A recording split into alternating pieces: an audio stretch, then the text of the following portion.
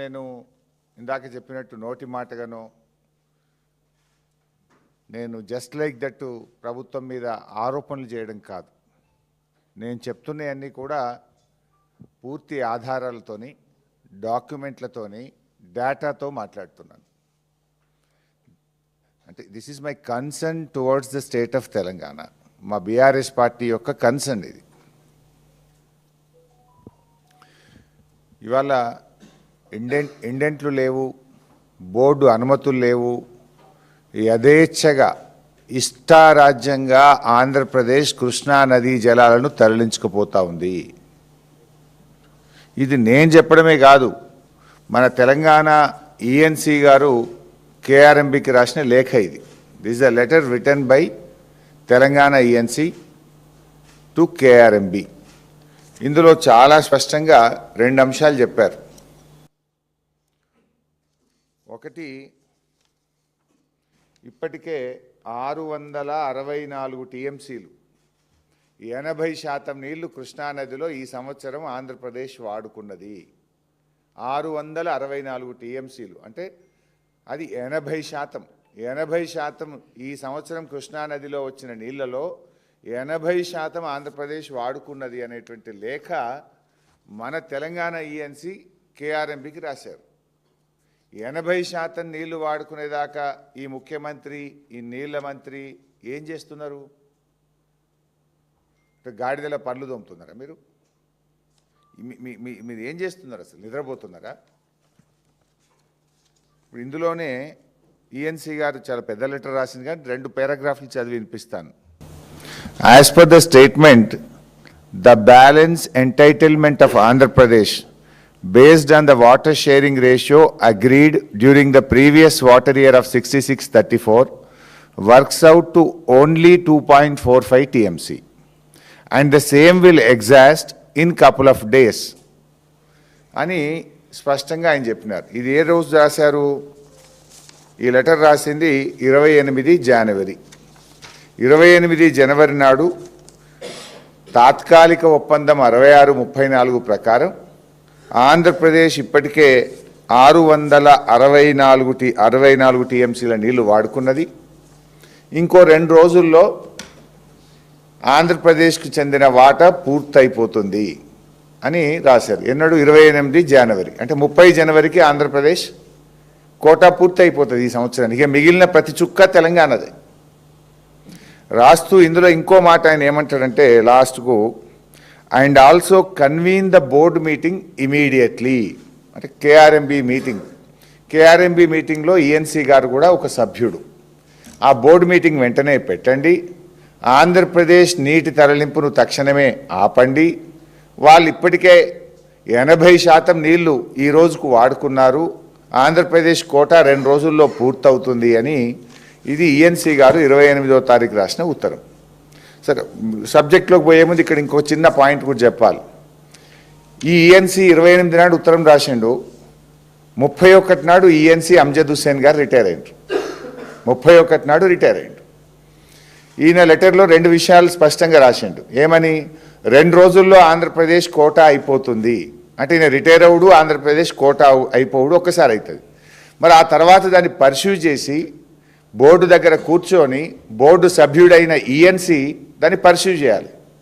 ఈ ప్రభుత్వం యొక్క లెక్కలేని తలము, రేవంత్ రెడ్డి ప్రభుత్వం యొక్క నిర్లక్ష్యం ఎట్లుందంటే, ఈఎన్సీ రిటైర్ అయిన తర్వాత వారం రోజుల దాకా ఈఎన్సీ పోస్టును నింపలేదు, ఖాళీగా పెట్టారు. ఇన్ఛార్జ్ అని ఇవ్వచ్చు కదా ఎవరికో ఒకరికి, ఇన్ఛార్జు ఇవ్వలేదు, ఆ పోస్టును భర్తీ చేయలేదు.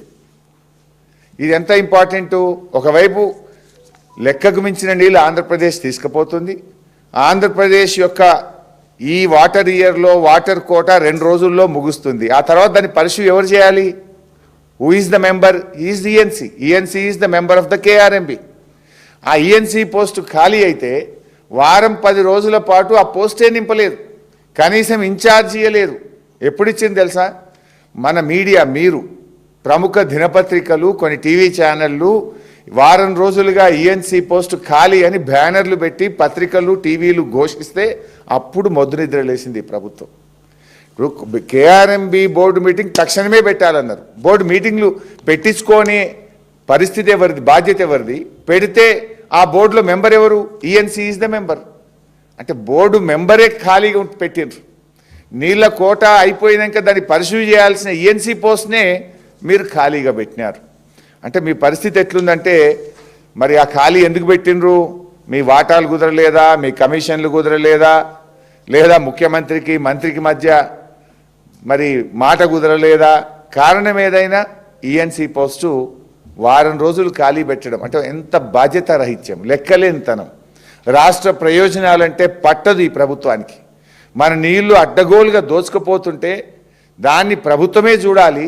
కనీసం చూస్తున్న ఈఎన్సీ పోస్టు కూడా ఖాళీగా పెట్టినటువంటి పరిస్థితి ఈరోజు ఈ రాష్ట్రంలో నెలకొన్నటువంటి పరిస్థితి.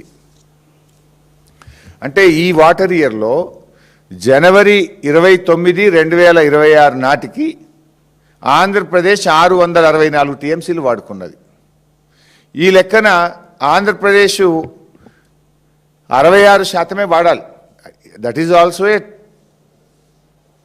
Temporary arrangement till Brijesh Kumar tribunal award pass అయ్యి మన రాష్ట్ర వాటే వచ్చే వరకు ఇది ఒక తాత్కాలిక ఒప్పందం. దాని ప్రకారమైన 66% వాడాలి. కానీ 80% వాడేసింది. 80% వాడేదాకా మీరు ఏం చేస్తుండ్రు? ఈ రేవంత్ రెడ్డి ఈ నీళ్ల మంత్రి గడ్డి వీక్తుండా? 80% వాడేదాకా ఏదో చేతులు గాలినాక ఆకులు పట్టుకున్నట్టు ఆల్రెడీ మొత్తం ఉన్న నీళ్ళని వాళ్ళు దోచుకుపోయినాక నీళ్ళన్నీ వాడుకున్నాక అప్పుడు ఉత్తరం రాసి చేతులు దులుపుకుంటారు. ఉత్తరాలు రాసుడు కాదు కదా, మన నీళ్లు మనం కాపాడి పెట్టుకోవాలి కదా, మన రాష్ట్ర అవసరాలను మనం జాగ్రత్తగా వాడుకోవాలి కదా, మన రాష్ట్ర హక్కుల్ని మీరు కాపాడాలి కదా. ఏమన్నట్టు ఉత్తరం రాసి చేతులు దులుపుకోవడం, అది కూడా మీరు దాని బాధ్యత సక్రమంగా నిర్వర్తించరు. ముఖ్యమంత్రి అపెక్స్ కౌన్సిల్ మీటింగ్ డిమాండ్ చేయండి, ఢిల్లీలో అపెక్స్ కౌన్సిల్ మీటింగ్ కోసం అడగండి. అది అడగరు, ఎందుకంటే ఆడ గురువు గారు ఉన్నారు కదా, ఈయనకు భయం. అంటే ఈ రకంగా అటు శ్రీశైలం నుంచి ఇటు నాగార్జున సాగర్ నుంచి రెండు వైపులా ఆంధ్రప్రదేశ్ నీళ్లు తరలించుకుపోతుంటే ఈ ప్రభుత్వం కళ్ళు మూసుకొని కూర్చున్నది. మరి మన పరిస్థితి ఏంది? ఇప్పుడు మనకు వాస్తవానికి ఇప్పుడు ఎండలు ముదురుతూ ఉన్నాయి.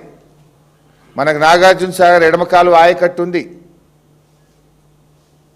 మాధవరెడ్డి గారి ప్రాజెక్ట్ ఉంది, మనకు ఏఎంఆర్ ప్రాజెక్ట్.